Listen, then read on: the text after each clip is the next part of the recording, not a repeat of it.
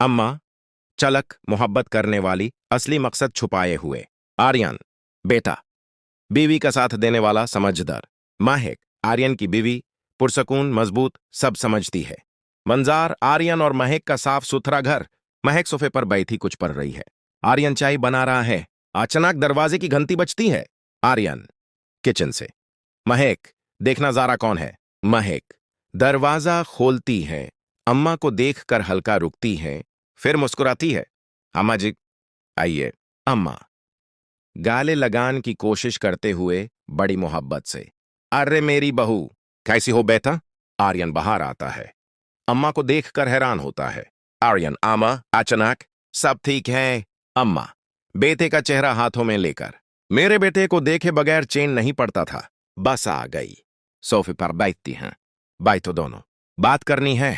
तीनों बैठते हैं। एक पल की खामोशी। अम्मा, धीरे से जाज़बती आवाज में, आर्यन बेट। अम्मा से गलतियां हुई। मैंने तुम दोनों के साथ जो किया वो गलत था, बहुत गलत था। आर्यन, होशियारी से। अम्मा।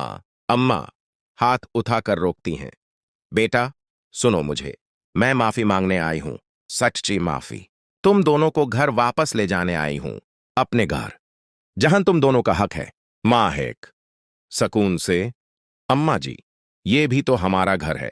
अम्मा, महक की तरफ मुड़कर बड़ी मोहब्बत से, हां बेटा, है, लेकिन वो घर, वो वादा है।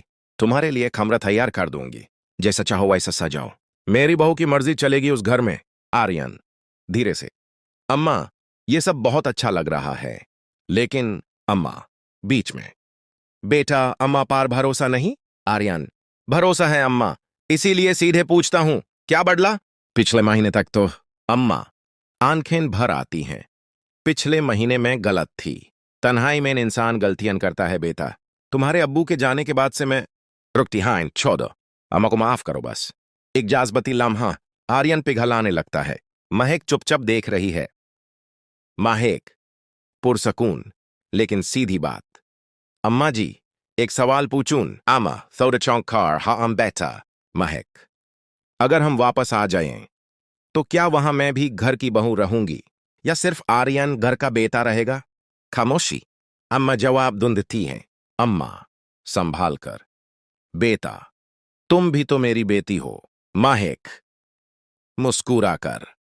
तो अम्मा जी, बेटी से छुपाते नहीं, सीधे बताइए, आप चाहती क्या हैं? लंबी खामोशी।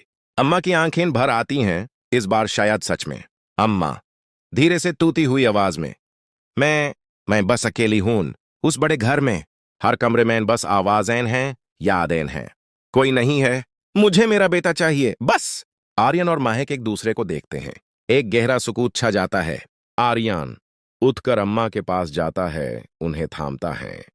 अम्मा, आप अकेली नहीं हैं, कभी नहीं थे। अम्मा, अंसुओं के साथ, तो घर चलोग बेटे? आर्यन महक की तरफ देखता है। महक, धीरे से, दिल से। अम्मा जी, ये बात पहले कहती तो शायद इतना वक्त ज़ाया ना होता। अम्मा की तरफ हाथ बढ़ाती है। पहले चाय पीते हैं, फिर घर की बात करते हैं, ठीक से, साथ में। अम्मा की आंखों में सुकून आता है। महक उनका हाथ थाम लेती है।